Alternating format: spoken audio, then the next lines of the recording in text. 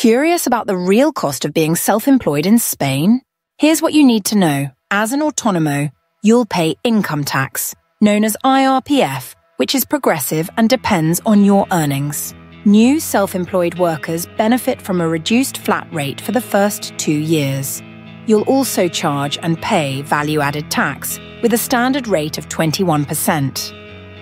Social security contributions are required too, starting at a flat rate of €80 per month for your first year, then adjusting based on your net income.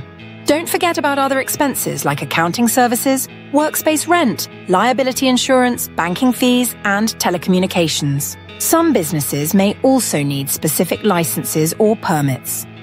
Understanding these costs is key to a successful start as a self-employed professional in Spain.